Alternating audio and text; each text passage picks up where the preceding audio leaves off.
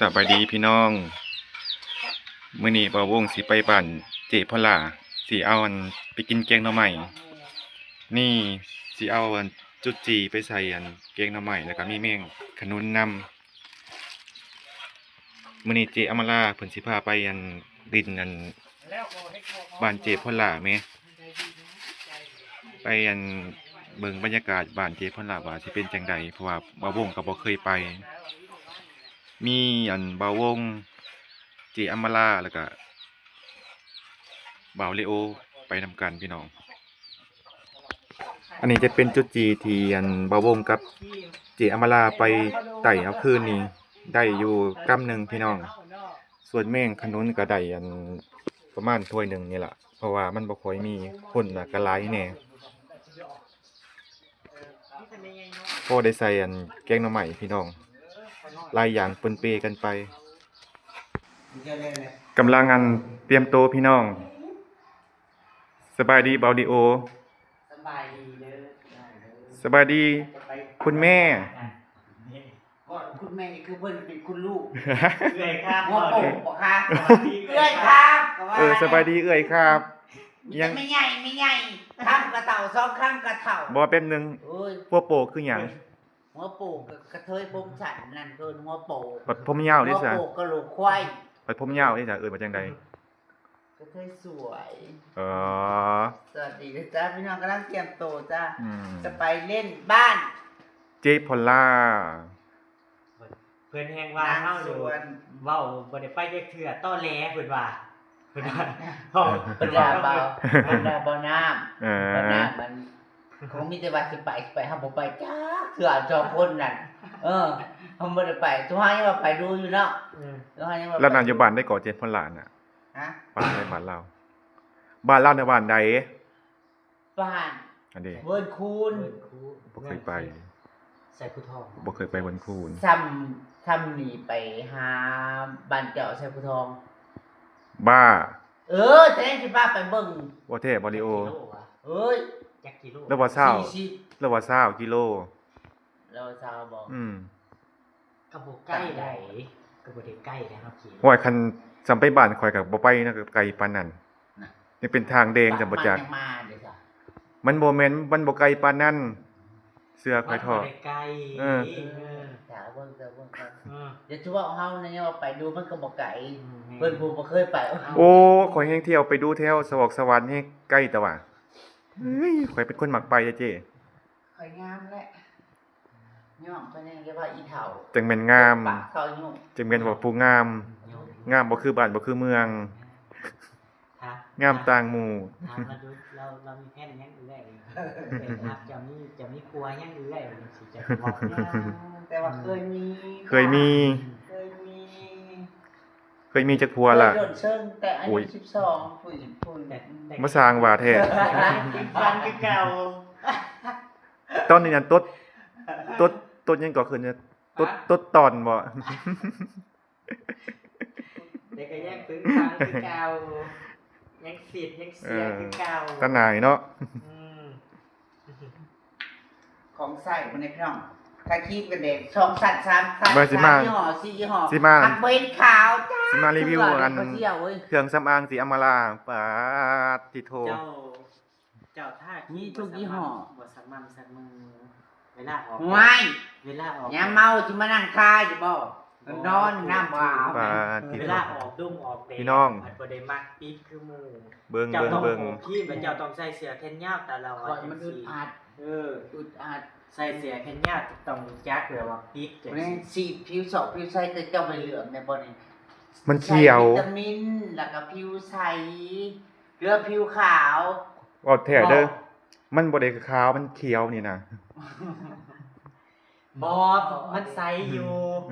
แต่เวลาจะออกแดดนั่นคือเจ้าใส่ชีวิตเจ้าประจำวันเจ้าก็ใส่เสื้อแขนยาวในแบบนี้มันโอ้มันเป็นโต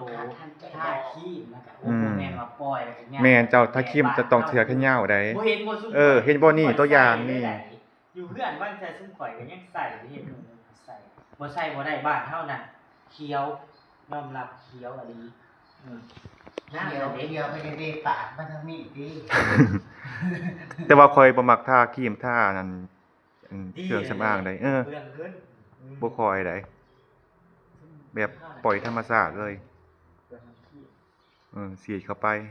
มันเคยท่าหรือมันบ่ท่าบ่ได้ โอเคพี่น้องเดี๋ยวพากันเดินทางไปบ้านเจพ่อหลาก่อนเดียวโอ้ยเกือบถึงหน้าข่อยแม่เดี๋ยวเจอกันอยู่บ้านเจพรล่าโอเคพี่น้อง ตอนนี้พวกเขาก็มาฮอดเฮือนเจพ่อหลาแล้วพี่น้องบ่ไกลเด้ประมาณ10ไปกว่าลักนี่ล่ะเพื่อนเพิ่นกับโอ้งามพี่น้องสมฐานะเพิ่นอีหลีบรรยากาศเพื่อนเพิ่นคือว่าโอ้สุดยอดเลยพี่น้องเพื่อนหลังบักงามๆหนึงเดี๋ยวสิย่างไปหาเพิ่นก่อนบ่วงก็เคยมาเทื่อแรกบ่เคยมาจักเทื่อแหมนี่ล่ะข้อดีของการนั่นคบหมู่ที่อยู่ใกล้ก็คือได้มาฮู้มาเห็นบ่เคยมาก็ได้มานี่น่ะก็ข้อดีก็มีหลายพี่น้องเดี๋ยวพาย่างไปหาเจพลาก่อนตอนนี้เพิ่นอยู่หลังเฮือน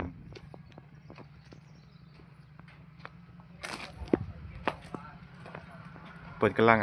เก็บหน่อไม้พี่น้อง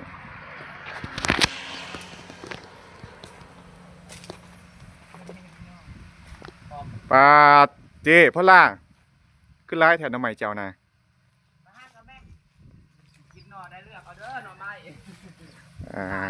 โทษพี่น้องข่อยว่าน้ำใหม่ข่อยร้ายเลยยังบ่ทอน้ำใหม่เจ้าแม่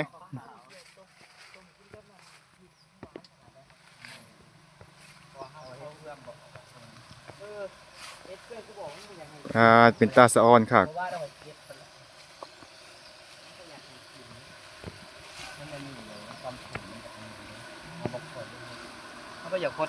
สบายดีเจ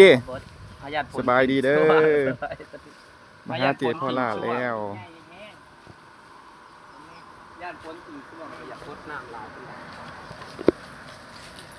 น้ำใหม่ยังก่อนนี่นะกิมซุ่งบ่ตอนนี้ผมกระดกกระบุงของกระบอกนี่ โอ้ยคงข่อยยังดกกว่านี้ ปีที่แล้วต้นเดียวน่ะเจ๊กขายก็ยังจะได้ขายจริงจริงครับ ส่วนเพิ่นจังแม่นอุดมสมบูรณ์เนาะมังคุงคังน่ะปักดกๆนี่ชวนข่อยนะมังคุงคังรู้จักอยู่ มึงขังไปเลย มังคุงฮอลแลนด์ อ๋อมึงฮอลแลนด์น่ะอยากได้หมักกับฮอลแลนด์ เดี๋ยวเชิญเอาไหนมาฝาก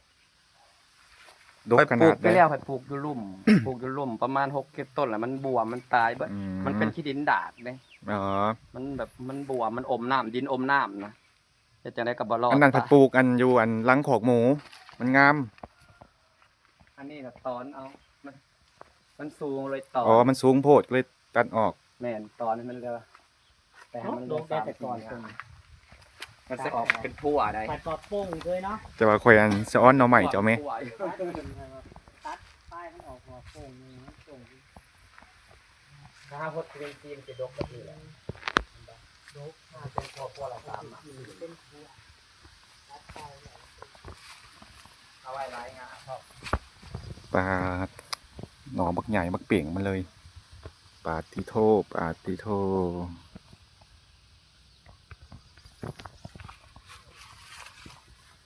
นี่จะเป็นน้องปลาเพิ่นเนาะบรรยากาศเพื่อนเจพ่อหลานาอยู่ครับพี่น้อง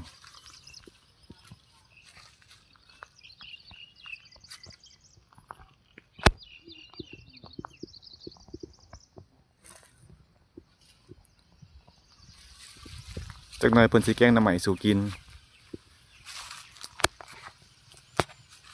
บรรยากาศแบบโอ้สุดยอดเลย สองตัวนี้อันนั้น หลายคนก็ สองโพเมียบ่ซั่นกล้าเว้าจะจังใด ดอกกระเจียว ฟ้ามื้อนี้เพิ่นแต่งหน้าจัดขนาดว่า ออกแต่บ้านก็อยากงามอยาก เพิ่น แต่ แต่ว่าได้ยันผู้สาวคนฮู้ แม่น ผู้ บ่ สาวคนลงเล่น YouTube ปัดมาเห็นอ้าวบ้า พอนี้ คือไปคบกับเฮ้ยเฒ่าเนาะ เบิ่งก่อนสิสัมภาษณ์เรา เออ เบิ่งก่อนสิสัมภาษณ์เรามีผู้สาวแล้ว มีแล้วเอาก็มีแล้ว จะมีแต่ก็มีดอก เออ บ่สะอ่อน เดี๋ยวไปลงของ เว้าเว้า มันก็เป็นเรื่องปกติเนาะเจ้ น้ำเสียงคือแบบนั้นอยู่ไหนเว้านั่นเว้าคืออยากทายเว้าคือแบบ กูคือบ่ได้อีกที่ที่ว่านั่นนะ มัน เออ สิจะหายเพียง แฟนเป็นเรื่องของเจ้าเป็นเรื่องของขอ เรื่องของเทวดา ต่างคนก็ต่างมี แต่ว่าเราเลิกแล้ว ก็ทำนั่นล่ะ อย่ากลัวเด้ไปเอาหน่อไม้นะ เอานี่เจ้าก็ไปกับอำมาลาเนี่ย สวัสดีค่ะเพิ่งมาหอดพี่น้องจ๋า อืม อีจีแห่งว่าอันพูดในตอบหน้าคลิปก็อีกแบบหนึ่งพูดกับเอฟซีก็แบบไหนกูแตกต่างก่อเมื่อวานเท่าไหร่ ตอนมองเอฟซีได้ จะบอกให้ทีอย่างเดียว เราเรียบร้อยรอบตลก กูก็ว่าปกติไงกูเลยโทรมาแต่เถื่อต่างที่มึงเห็นแล้วเมื่อวานเลยค่ะ ก็ปกติได้ อาจจะเสียงดังในจังหน่อย อ่า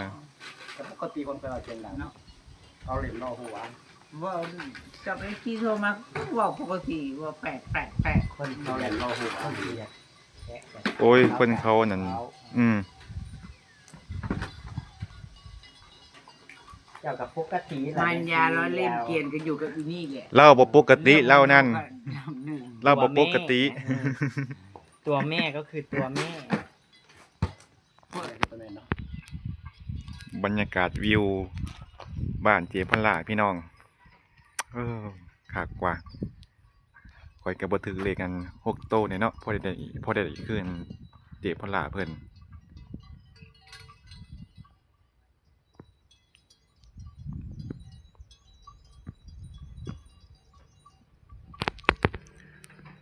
โอเคพี่น้องบ่วงก็สิได้จบคลิปเพียงเท่านี้เด้อไว้พอกันหน้า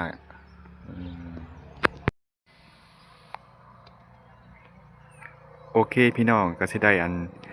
จบคลิปบรรยากาศสำนี้ไว้พอกันใหม่เด้อคลิปหน้าบ๊ายบายขอบใจหลายๆ FC ที่เข้ามาติดตามมาเบิ่งคลิปบ่วงเด้อ